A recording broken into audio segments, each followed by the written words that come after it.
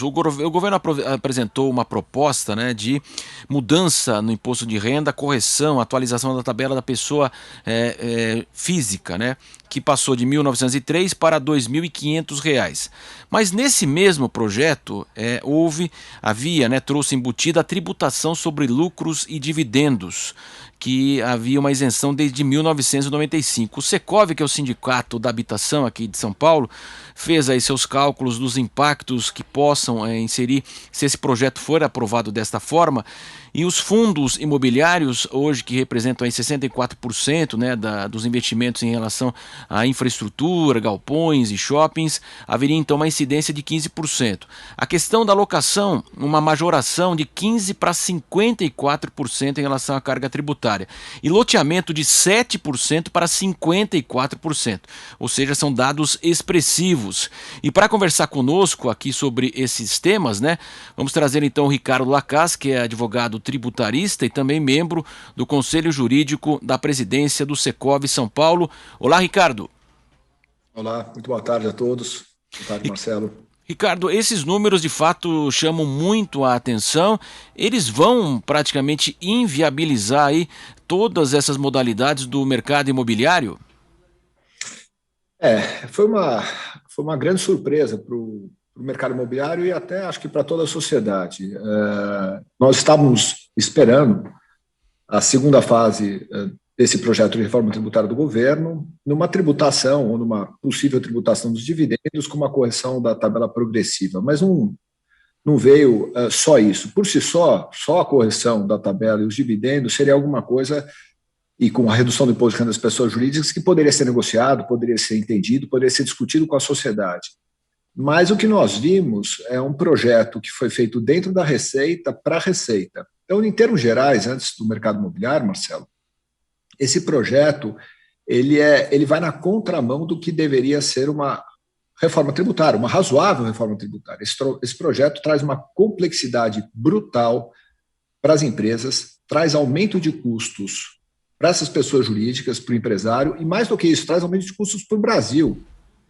Ele traz necessidade da Receita Federal fiscalizar todos os contribuintes hoje, mesmo contribuintes pelo Simples, que optem pelo presumido, traz uma complexidade fenomenal. E o que foi visto de maneira geral, trazer complexidade, aumento de carga tributária, foi visto em especial para o mercado imobiliário. O mercado imobiliário, nas 4 atividades que você mencionou, poderia sofrer ou poderá sofrer um sério aumento de carga tributária.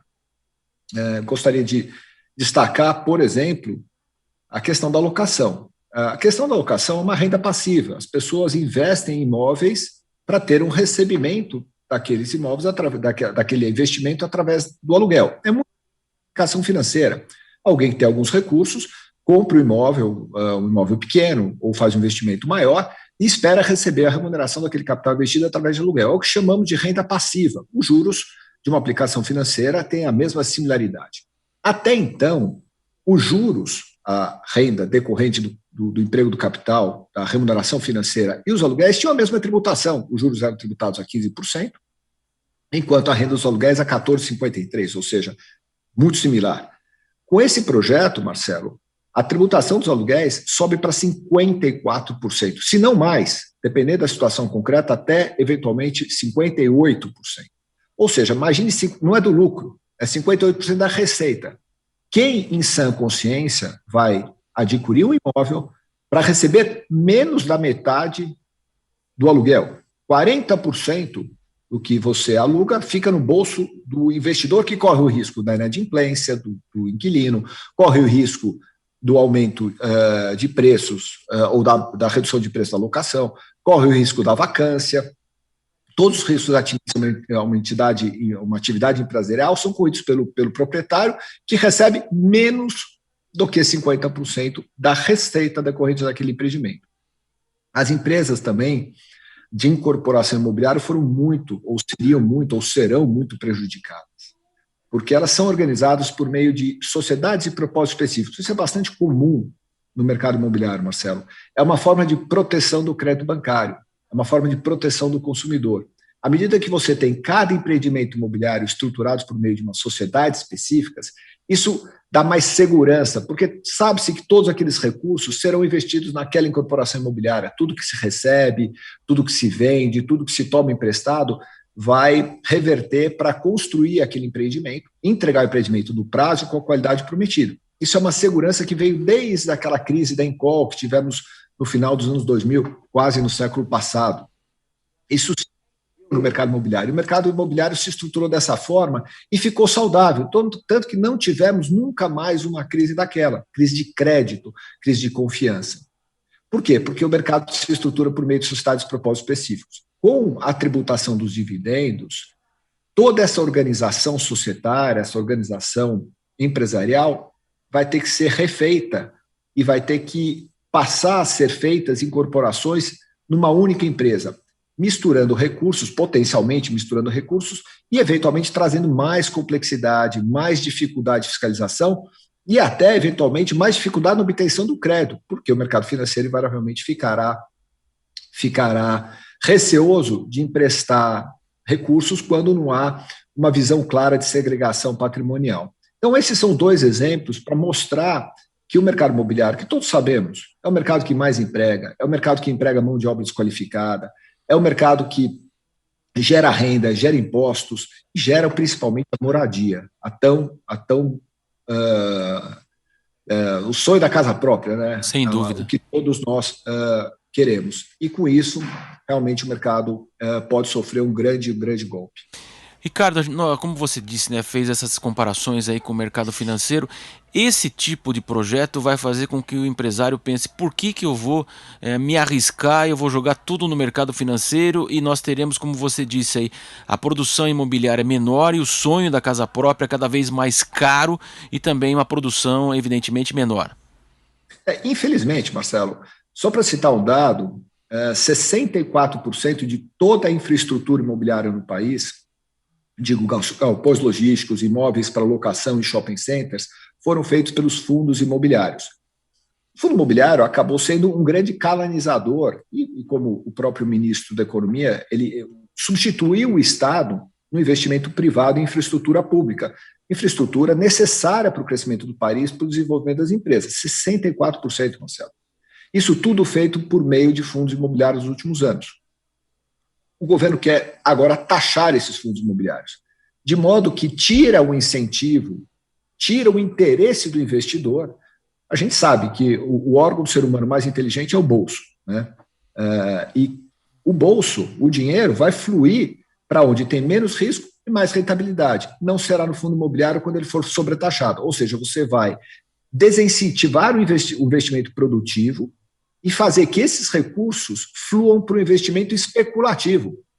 O Brasil é o único país do mundo onde se baixa tributo de investimento especulativo, por exemplo, o day trade, que hoje tem uma alíquota de 20% e pelo projeto passa a ter uma alíquota de 15%. Elogiável, porque está uniformizando uma alíquota, mas ele baixa a tributação do investimento especulativo e penaliza o investimento produtivo, seja nos dividendos, seja na tributação dos fundos imobiliários. Veja só.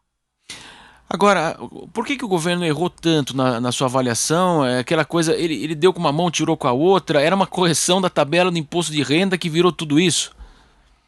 Olha, eu até vou responder essa segunda pergunta logo mais, mas de fato o governo deu com uma mão e tirou com a outra.